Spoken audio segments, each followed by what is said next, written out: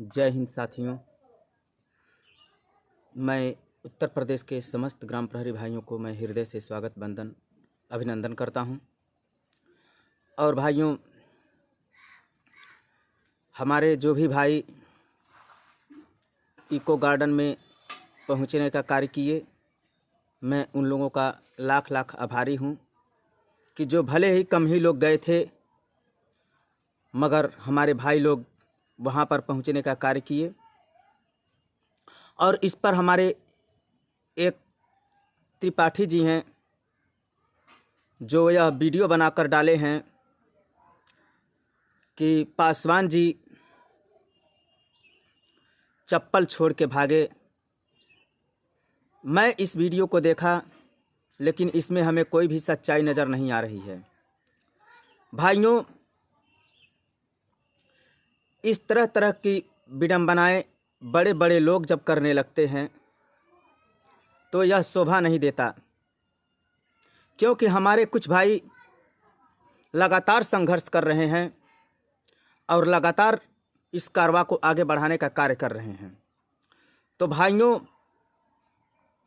इस पर कोई व्यक्ति अगर खिलाफत करता है तो यह अच्छी बात नहीं है, क्योंकि त्रिपाठी जी को क्या है, त्रिपाठी जी को बस वीडियो बना देना है और उसी वीडियो में से काट काट करके जगह जगह पर क्या सीन दिखाया जा रहा है।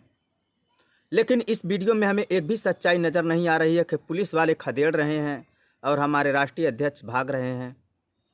लेकिन इन्होंने क्या लिखा है और किस तरह से दिखाया है, लोगों को चूतिया बनाने का कार्य करते हैं, गुमराह करने का कार्य करते हैं और कहते हैं को इसलिए बुलाए हैं कि हमारे साथ 70,000 चौकीदार हैं और वह पैसा लेते हैं। बिल्कुल निंदनीय बात है।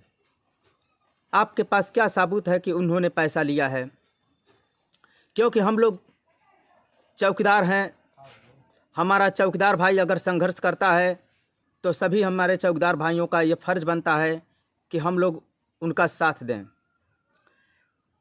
लेकिन हमारे बीच में आकर हमारे ग्राम प्रहरी भाइयों को तोड़ने का कार्य करते हैं त्रिपाठी जी, यह अच्छी बात नहीं है।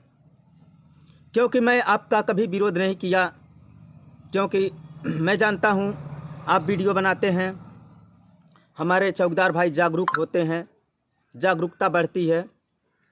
लेकिन इसका मतलब ये नहीं कि आप हमारे चौकीदारों के ऊपर टिप्पणियां करना शुरू कर दें। बार बार आप पासवान जी का नाम लेकर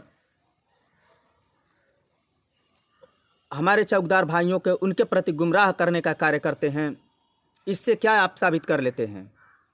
अगर हमारा चौकीदार का निंदा करे तो यह हम सहन कर लेंगे, लेकिन कोई दूसरा व्यक्ति हमारे राष्ट्रीय अध्यक्ष के ऊपर या हमारे किसी भी ग्राम प्रहरी के ऊपर अगर लाछन लगाता है, झूठा लाछन, तो यह अच्छी बात नहीं है। आप वीडियो बनाइए, लोगों को जागरूकता फैलाइए, यह अच्छी बात है। मगर किसी चौकीदार भाई का निंदा करके आप क्या हासिल कर सकते हैं? क्या आप चाहते हैं?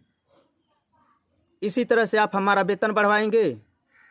हमारे चौकीदार भाइयों का जब कोई मुद्दा नहीं मिलता है तो कभी किसी न किसी चौकीदार के ऊपर आप लोग लाछन लगाने का कार्य करते हैं। और हमारे राष्ट्रीय अध्यक्ष लखनऊ में गए थे तो सिर्फ अपने लिए नहीं गए थे, हम सभी ग्राम प्रहरी भाइयों के लिए गए थे। कोई तो कोई अगुवाकार होना चाहिए। अगर कल को कोई और अगुवाकार बनेगा तो आप उसके ऊपर लाछन लगाने का कार्य करेंगे। इससे आप क्या हासिल कर पाते हैं? लाइक शेयर कमेंट के चक्कर में नहीं, जो सच्चाई है वही कहिए। आपको ये कहना चाहिए कि चौकीदार लगातार संघर्ष कर रहे हैं, वेतन बढ़ाने के प्रयास कर रहे हैं, लेकिन उनका कार्य नहीं हो पा रहा है। आपने पहले भी कहा था कि आप लोगों का वेतन बढ़ने वाला है। त्रिपाठी जी, आपका वीडियो हम देखे हैं, लेकिन ऐसा कुछ नहीं होता है, क्योंकि मैं जानता हूं आप आवाज़ उठाते हैं, हमारे सभी मीडिया वाले आवाज़ उठाते हैं और वीडियो बनाते हैं। मैं सब बातें समझता हूं, मगर जब कोई मुद्दा नहीं मिलता है तो आप लोग उसी चौकीदार के ऊपर लाछन लगा देते हैं कि जो चौकीदार आगे बढ़ के संघर्ष कर रहा है, मेहनत कर रहा है। यह बिल्कुल अच्छी बात नहीं है। भाइयों, मैं कई बार आप लोगों के बीच में कहा कि एकता में आइए, संघर्ष करिए, मगर हमारे भाई सुनने वाले कहाँ हैं? कोई सुनता कहाँ है? सब लोग यही कहते हैं कि सबका होगा तो हमारा होगा, सबका बढ़ेगा तो हमारा बढ़ेगा। इस तरह से कैसे बढ़ेगा जब एक दूसरे की बात आप लोग सुनकर अपने ही भाइयों के ऊपर विश्वास का जो वो होता है, मान सम्मान, विश्वास पे तो दुनिया टिकी है। हमारे प्रभु श्री राम, सिर्फ विश्वास को ही लोग पूछते हैं कि हमारे प्रभु श्री राम हैं, दुर्गा माता हैं, काली माता हैं, यह एक विश्वास है, लेकिन किसी ने देखा नहीं है। क्योंकि आत्मा ही परमात्मा है। जब हमारे शरीर में आत्मा है तो समझिए कि परमात्मा भी हैं। लेकिन आप लोग जो अच्छा व्यक्ति कार्य करता है उसके ऊपर लाछन लगाना शुरू कर देते हैं। मैं तो कभी किसी के ऊपर लाछन नहीं लगाया, मैं कभी नहीं कहा कि त्रिपाठी जी ऐसे हैं वैसे हैं, लेकिन आज कहना पड़ रहा है। क्यों ना कहूँ? कल को मेरे वीडियो को देखेंगे त्रिपाठी जी तो वो भी कुछ न कुछ इसमें से निकाल कर और इधर उधर का वीडियो बनाकर इसमें ज्वाइंट करके भाइयों को गुमराह करने का कार्य करेंगे। लेकिन भाइयों, आप लोग संभल जाइए, जान जाइए और मक्कारों से सावधान हो जाइए। क्योंकि देखिए, कल को हमारे ठाकुर चरण सिंह जी, राधे श्याम जी, सतीश प्रधान जी और राजेंद्र सिंह जी, रविंद्र भैया जी, अनेक साथी हम लोग के साथ हैं। एक एक महारथी हैं। इस्लाम मलिक जी हैं, सुरेंद्र कुमार गौतम जी हैं, सुरेंद्र कुमार जी हैं, अनेक भाई हैं। सब लोग संघर्ष करते हैं, सब लोग मेहनत करते हैं। सबकी एक ही लक्ष्य है, एक ही मनसा है कि मानदेय किसी तरह से बढ़ जाए। तो भाइयों, आप लोग मेहनत संघर्ष करते रहिए और किसी के वीडियो पर उतना विशेष ध्यान मत दीजिए कि ऐसा हो सकता है। क्योंकि अपने आप पर जब विश्वास नहीं करेंगे, अपने भाई के ऊपर विश्वास नहीं करेंगे, तब कभी कल्याण नहीं होगा। भाई ने मेहनत किया, संघर्ष किया, हमारे राष्ट्रीय अध्यक्ष जी ने, मगर यह सरकार की मंशा है वेतन बढ़ाए ना बढ़ाए। लेकिन इसका मतलब ये नहीं कि हम लोग जो व्यक्ति संघर्ष कर रहा है उसका पैर पकड़कर हम लोग पीछे खींचने का कार्य करें, कदापि नहीं।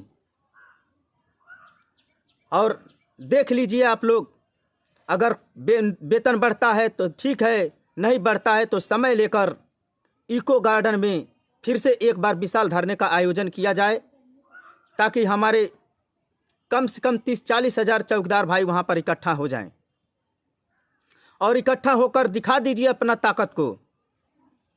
और एक जगह पे इको गार्डन में बैठने से कार्य भी नहीं चलेगा।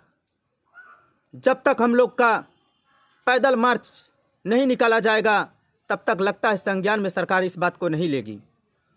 पुलिस लाठी मारेगी, आप लोग लाठी खा लेना, क्योंकि हम लोग इस तरह से मौन बैठकर इको गार्डन में कई बार बैठे रहते हैं, कई बार धरना देते हैं, लेकिन उसका कोई निष्कर्ष नहीं निकलता है। जब सरकार की मंशा यही है कि हम लोग पैदल मार्च निकालें, पैदल चलें, लेकिन अब व्यवस्था न किया जाए, किसी आवागमन को रोका न जाए, शांति ढंग से हम लोग अपना पैदल मार्च निकालें और पैदल मार्च निकाल के सरकार को ये दिखा दें, वहाँ के जनता को, लोगों को दिखा दें, सारे मीडिया वाले आएँ और हम लोग का वीडियो बनाएं, वीडियो बनाकर सरकार तक पहुँचाने का कार्य करें। क्योंकि सरकार जानती है कि 2500 रुपये में कुछ होता नहीं है, लेकिन फिर भी सरकार कान में रुई डालकर बैठी हुई है। लगता है हम लोगों की आवाज़ माननीय मुख्यमंत्री तक नहीं पहुंच पा रही है, लेकिन पहुंच रही है, लेकिन वह जानबूझकर अनसुना कर दे रहे हैं। पता नहीं हम लोग क्या बिगाड़े हैं, क्या हम नहीं पुलिस के अभिनंग हैं, क्या हम लोग गांव की सेवा नहीं करते हैं? किस कारण बस हमारी वेतन नहीं बढ़ रही है? कहाँ से कमी है? इस कमी को हम लोगों को ढूंढना पड़ेगा कि कमी कहाँ से हो रही है। हमारे भाइयों में कमी है कि सरकार में कमी है? जहाँ तक मेरा सोच है कि हमारे भाइयों में ज़्यादा कमी है कि हमारे भाई लोग आपस में तकरार करते हैं। जो अच्छा व्यक्ति होता है अच्छाई का साथ नहीं छोड़ता है, लेकिन भाइयों अच्छे लोग भी भ्रमित हो जाते हैं जब इधर उधर की बातें सुनते हैं। तो आप लोग अपने मन को एकाग्र करके सोचिएगा रात में सोते समय कि किस तरह से हम लोग काम करें, कैसे हम लोग सब लोग भाई भाई आपस में आ जाएं और एकता को बनाकर एक विशाल धरने का आयोजन किया जाए और वहां पर सरकार से अपनी मांग की जाए। जिस तरह से हरियाणा में पैदल मार्च निकाले थे भाई हमारे मनोहर लाल खट्टर जी ने, उनको सम्मानजनक वेतन देने का कार्य किए। बीजेपी की सरकार वहाँ भी है, बीजेपी की सरकार यहाँ भी है, तो सिर्फ उत्तर प्रदेश और उत्तराखंड बस 2 ही राज्य ऐसे हैं कि जहाँ पे चौकीदारों के साथ सौतेला व्यवहार हो रहा है। मैं माननीय मुख्यमंत्री जी से बार बार अपने वीडियो के माध्यम से कहना चाहूँगा कि हमारे चौकीदार भाइयों को अब ज़्यादा प्रताड़ित न किया जाए। इनका जो मान सम्मान है, सम्मानजनक वेतन दे दिया जाए, ताकि ये भी अपने परिवार में खुशी मन से रहें और आपकी गुणगान गाते रहें, प्रभु श्री राम की गुणगान गाते रहें। प्रभु श्री राम हमारे अयोध्या में विराजमान हो गए, तब से हम लोगों के अंदर इतनी खुशियां हैं कि खुशियों का सीमा नहीं है। हम लोगों को लगा कि हमारे प्रभु जी अब आ गए, अब राम राज आ गया, अब हम लोग भी खुशियां मनाएंगे, हमारे परिवार में भी खुशी रहेगी। इसीलिए मैं चाहूँगा कि भाइयों अब इन्हीं सभी बातों के साथ अपने वाणी को विराम देता हूँ। जय हिंद, जय भारत, वंदे मातरम, वंदे मातरम। चौकीदार एकता जिंदाबाद, चौकीदार एकता जिंदाबाद।